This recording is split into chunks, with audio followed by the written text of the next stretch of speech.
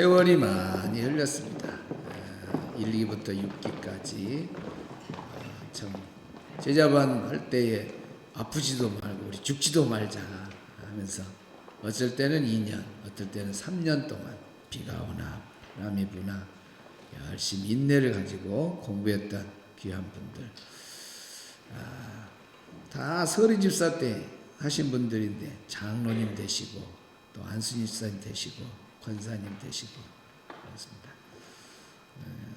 하여튼 안순희 집사님 권사님 안 되신 분들이 덜어 있습니다. 그런 분들은 이번 기회에 이제 계시록 끝나고 전부 안순희 집사 권사 되길 바랍니다.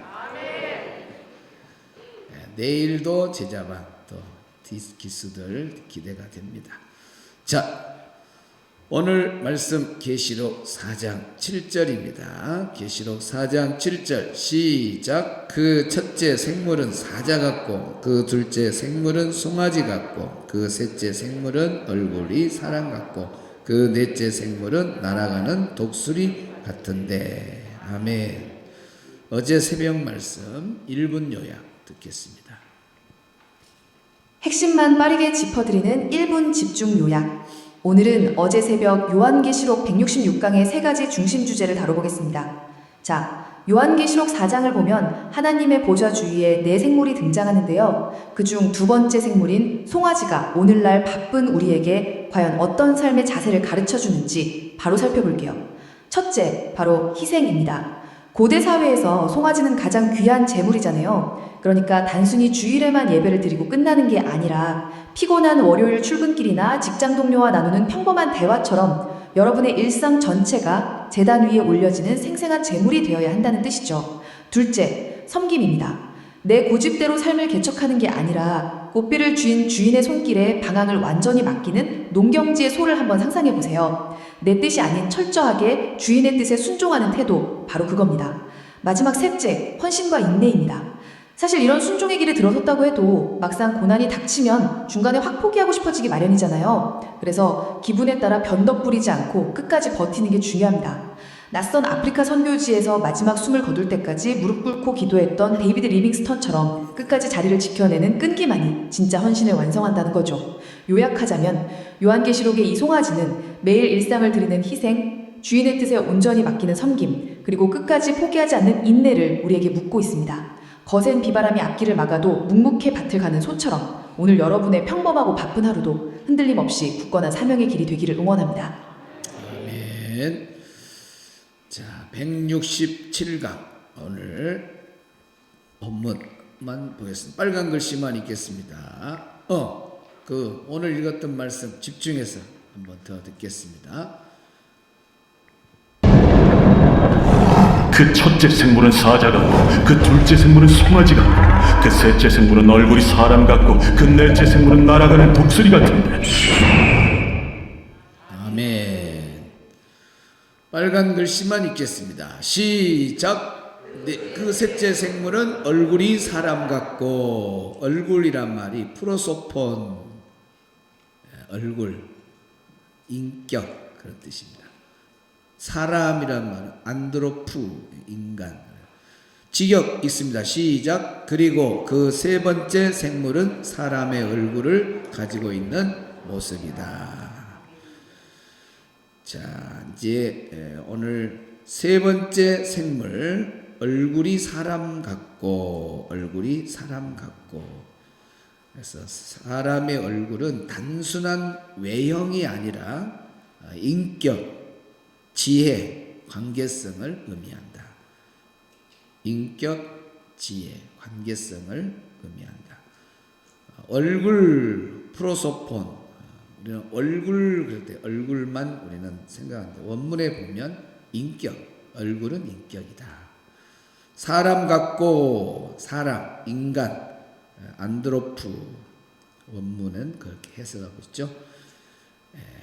그래서 사람은 인격적인 존재로 하나님의 형상이 반영된 그런 존재죠.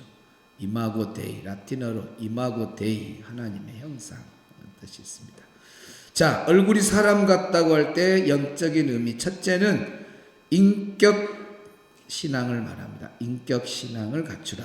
인격 신앙.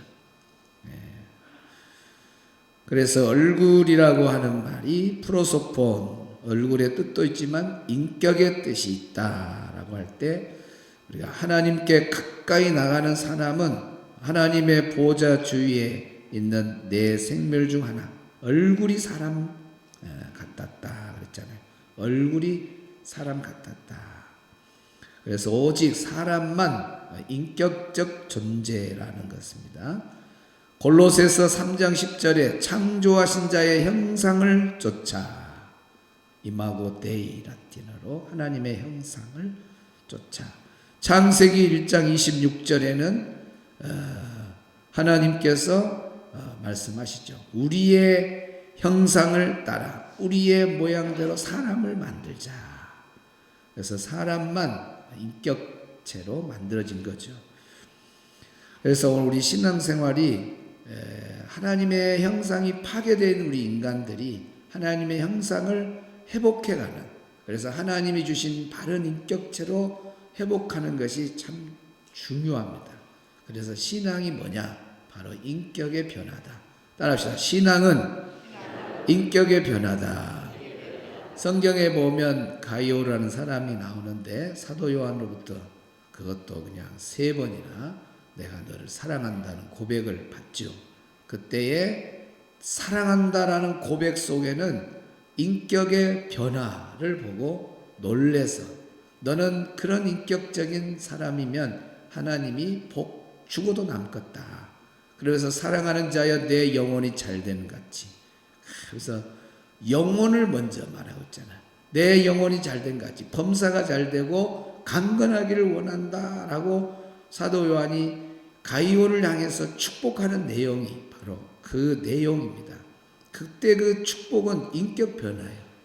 우리는 그냥 어느 교단에서 이 말씀을 가지고 삼박자 구원 해가지고 막 성경책 끼고 교회만 왔다 갔다 하면은 그냥 복 받는 줄 아는데 아닙니다.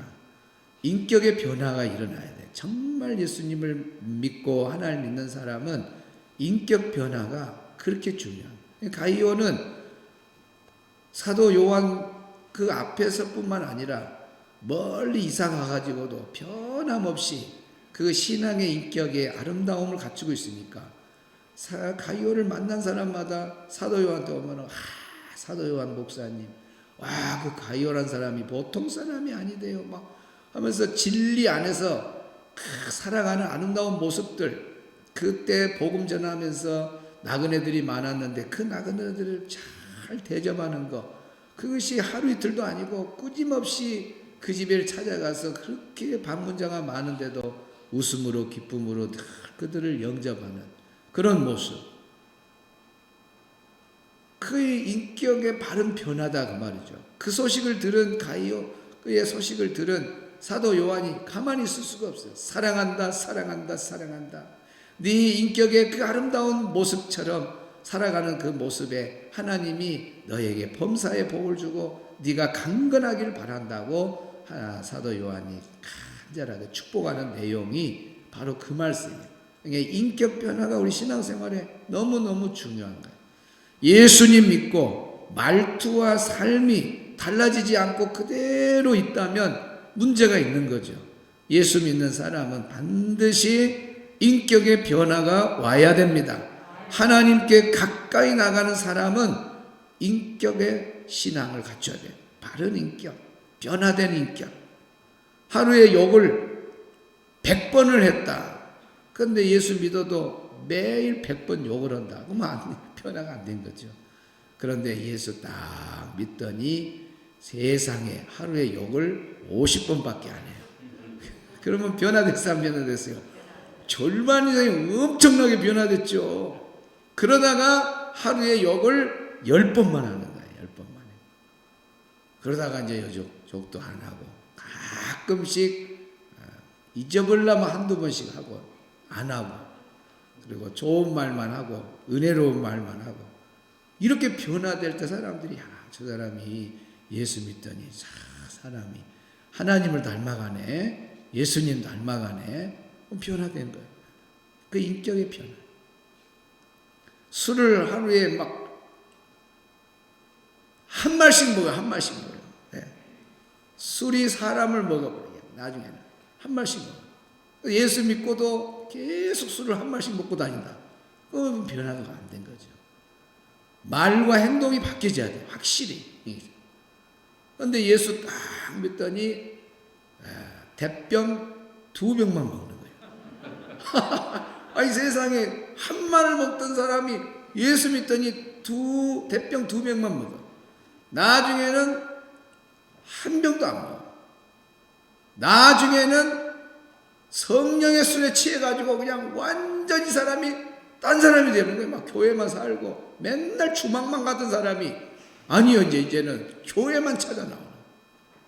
그래서 말과 삶이, 행동이 이렇게 예수 믿고 바뀔 때에 인격의 변화, 하나님을 닮아가는 아름다운 모습이다 하는 것입니다. 링컨은 그런 말을 했죠. 나이가 40이 넘으면 자기 얼굴에 책임을 져라 그랬습니다. 그 말은 뭐냐면 얼굴이 인격을 나타낸다는 거죠. 인격을 나타내. 그래서 오늘 우리가 예수님 믿는 우리들은 더 일반 사람들도 나이가 들어가면 그 얼굴에 값을 책임을 져야 되잖아요. 예수 믿는 사람들은 당연하죠. 예수 믿는 사람들은 말과 행동에 인격 변화가 없으면 오히려 사람들에게 손가락질 당하고 아이고 저런 사람이 예수 믿는 저런 사람이 장로다고 저런 사람이 안수지사다고 저런 사람이 권사다고 하고 비웃게 돼 있어요. 인격 변화가 신앙이다. 3번 시작. 인격 변화가 신앙이다. 인격 변화가 신앙이다. 인격 변화가 신앙이다. 사람에게만 있는 인격. 그래서 오늘 우리가 바른 인격을 가져서 우리 영혼이 잘 된다고 하는 것은 영혼이 잘 된다는 것은 하나님을 닮아가는 아름다운 모습. 그 인격이 얼마나 아름답겠어요. 그럴 때 범사가 하나님 주시는 복이 되고 우리 영육이 강건해질 줄로 믿습니다. 2번째, 지혜로운 신앙을 나타냅니다. 얼굴이 사람 같다 할 때의 의미는 지혜로운 신앙, 영적 분별력, 줄 긋고 영적 분별력. 사람은 동물과 다릅니다. 생각하고 판단하는 존재입니다.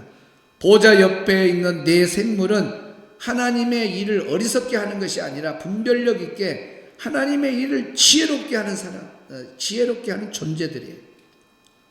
그래서 영적 분별력이 뛰어났습니다. 지혜가 뛰어났습니다. 야고보서 1장 5절에 누구든지 지혜가 부족하거든 모든 사람에게 후히 주시는 우리 하나님께 구하라. 그러면 지혜를 주신다고 했잖아요. 지혜가 없는 것이 복 있는 거예요. 왜 그래요? 하나님께 구하면 지혜는 얻을 수 있거든요. 오늘 이 새벽에 오신 우리 모든 성도들이 하나님으로부터 지혜를 얻어서 모든 일을 보좌 옆에 있던 내 생물이 지혜롭게 하나님의 일을 한 것처럼 우리도 지혜롭게 하나님의 일을 하기를 축복합니다.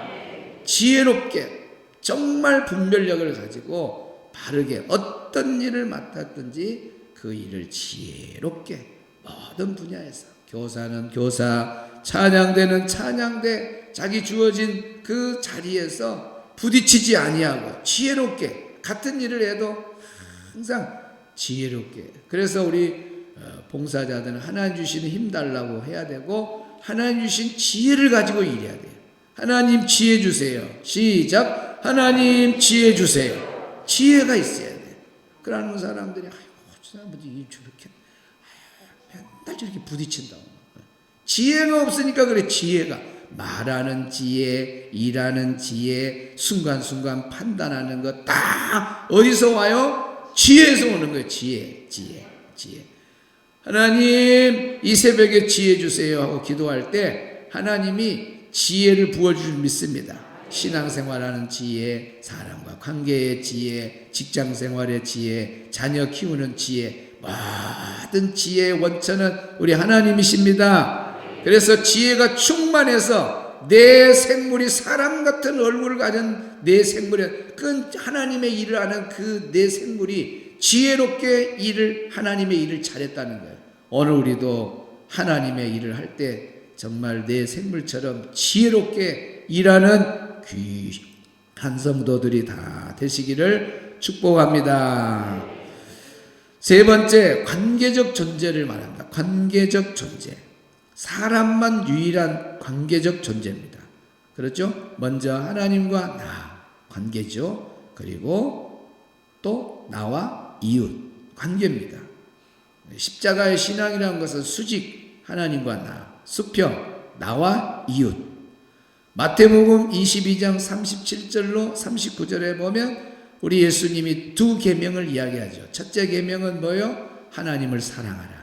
두 번째 계명은 뭐요? 이웃을 내 몸과 같이 사랑하라. 그런데 구약도 10계명이 크게 나누면 10개로 나누어져 있지만은 딱 크게 나누면 뭐가 뭐예요? 1계명하고 4계명은 누구 사랑하라? 그렇죠. 하나님 사랑하라는 계명이고, 그 다음에 5계명부터 10계명까지 6개 계명은 사람을 사랑하라고 하는 말씀이에요. 그래서 구약의 10계명이 신약에 와서 그대로 압축이 돼가지고 두 계명으로 크게 나누는데, 하나는 하나님 사랑, 하나는 이웃 사랑. 그래서 하나님과 관계가 좋아야 돼. 먼저 하나님과 관계, 그 다음에 사람과의 관계가 중요하다. 요한 1서 4장 20절에 보면 하나님을 사랑한다고 하면서 형제를 미워하면 거짓말한 자다 그랬습니다. 우리가 먼저 하나님을 사랑하면 형제를 미워할 수 없는, 그래서 하나님 사랑한다 그러면 형제를 사랑하는 것이 하나님 사랑한다는 증명이 되는 거죠. 그래서 우리가 하나님 사랑 관계, 또 사람과의 관계가 하나님 진정으로 사랑할 때 사람과의 좋은 관계도 갖는다는 겁니다. 따라합시다. 신앙은 관계다. 신앙은 인격이다. 네, 신앙은 관계다. 하나님과 좋은 관계를 갖기를 바랍니다. 계시록 공부를 통해서 마지막 시대에 더 하나님과 가까이 가는 아름다운 관계, 하나님을 가까이 하라. 매번마다 성전에 앉으면 우리의 눈에 딱 들어오잖아요. 하나님을 가까이 하라. 그래서 여러분, 하나님과 관계가 더 가까워지고 좋은 관계가 되면 얼마나 아름다워요. 그 다음에 우리 이웃과 성도와 성도의, 이웃과 이웃, 사람과 사람의 관계도 좋아야 돼요. 가정 안에, 식구들 안에서도 고부 간의 갈등 없이 관계가 좋은, 이것이 예수 믿는 사람의 아름다운 모습이죠. 직장에 가서도 상사와 동료와 부하와 또 좋은 관계를 이루는 것. 여러분이 뭐 교회 모임에 가든 뭐 어떤 모임에 가든 공동체 모임에 있을 때에 사람하고 등지지 않고 좋은 관계를 가지는 것, 정말 아름다운 일입니다. 오늘 우리 성도들은 초대교회 성도들을 본받기를 바랍니다. 초대교회 성도들은 두 가지가 너무 좋았어요. 첫째는 하나님과의 관계, 성령 충만했잖아요. 성령 충만해서 하나님께 가까이 나가는 관계였고, 두 번째는 내 물건을 아까워하지 아니하고 유무상통 서로 나누고 베풀고, 그래서 예수 안에서 살아가는 그 공동체가 가족 같은 공동체를 이루면서 살았던 관계를 보여주고 있어요. 참, 초대교회에서는 어떻게 이런 일이 가능할까? 자동차 빌려주라면 자동차 빌려주고, 꽃갱이 빌려주라면 꽃갱이 빌려주고, 뭐든가 막 돈이 필요하다 그러면 돈을 팔아갖고 그냥 돈을 갖다 주고, 이런 사랑이 초대교회 성도들이에요. 사람의 힘으로 되겠어요? 성령으로 되겠어요? 성령으로. 성령 충만하니까 두 관계가 다 회복돼요. 중요한 건 성령 충만. 계시록의 7명 완전한 성령이 마지막 때 충만해서 우리 교회는 하나님과 관계 최고, 관계, 사람과의 관계도 최고가 되기를 축복합니다. 내게 주인 없어도 주기만 하는 사람, 주는 것만으로도 너무너무 기뻐요. 주는 것만으로도 너무너무 기뻐요. 아멘. 기도로 나가겠습니다. 주님, 주님, 주님.